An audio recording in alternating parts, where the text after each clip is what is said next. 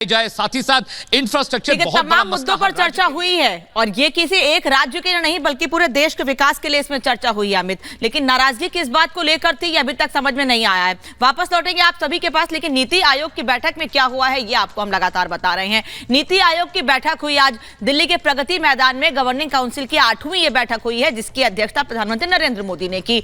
अलग अलग मुद्दों पर इसमें चर्चा की गई है, लेकिन 11 राज्यों के मुख्यमंत्री इसमें शामिल नहीं हुए। इस पर सवाल ये उठ रहा है कि आखिर नाराजगी किस बात की है? आपकी विकास पर बात हो रही है उस पर, या फिर नीति आयोग की बैठक हो रही है उस पर?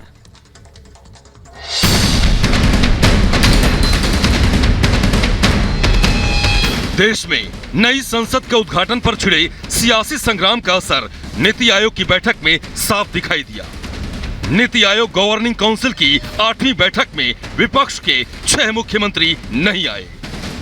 पीएम मोदी की अध्यक्षता में हुई इस बैठक में सभी राज्यों के मुख्यमंत्री और केंद्र शासित प्रदेशों के उपराज्यपाल को बुलाया गया था। लेकिन इस बैठक में भी विपक्ष की मोदी विरोध रणनीति साफ देखी गई।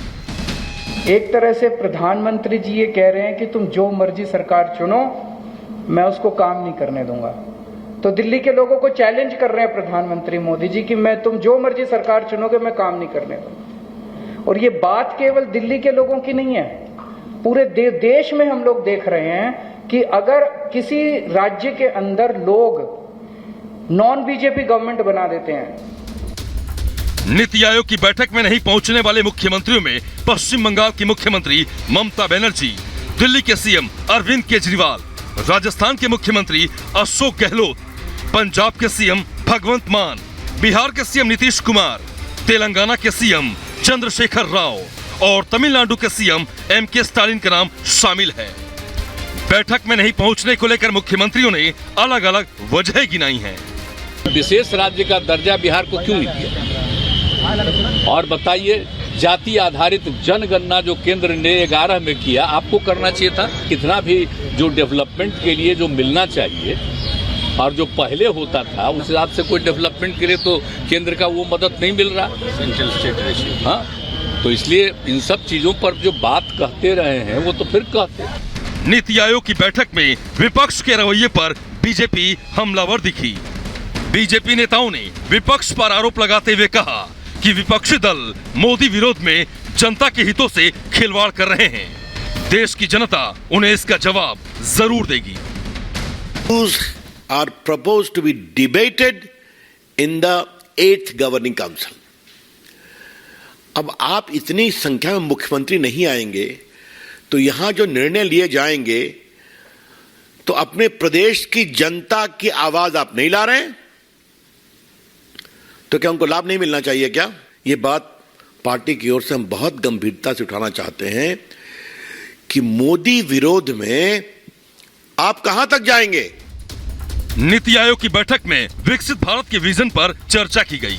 इस दौरान एमएसएमई, बुनियादी ढांचा, निवेश, महिला सशक्तिकरण, स्वास्थ्य एवं पोषण, कौशल विकास और गति शक्ति समेत कई प्रमुख विषयों पर मंथन हुआ। विपक्ष के कुछ मुख्यमंत्रियों के बहिष्कार की वजह से उनके राज्य की जनता इससे अछूती रह गई। ऐसे में सवाल ये कि देश के विकास के मुद्दे पर भी राजनीति क्यों हो रही है? आखिर देश हित जरूरी है या फिर दल हित?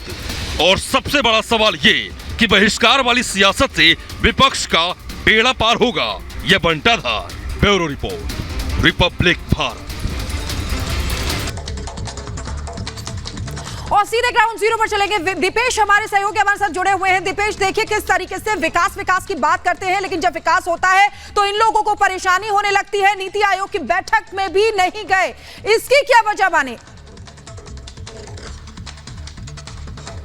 देखिए, बिल्कुल, और लगातार अगर हम आम लोगों से पूछते हैं या फिर इस पूरे मसले को लेकर बातचीत करते हैं, जब हमने भारतीय जनता पार्टी के सांसदों से इस पूरे मसले को लेकर बातचीत की या फिर आम लोगों से बातचीत की, तो सभी लोगों का सिर्फ यही कहना है कि सिर्फ विरोध करना है, इसलिए विरोध होता है। आप मोदी विरोध में लोकतंत्र के मंदिर का विरोध कर देंगे, ये कितना जायज है? ये सवाल लगातार खड़ा हो रहा है और ये पहली बार नहीं है। हमने देखा काशी कॉरिडोर का विरोध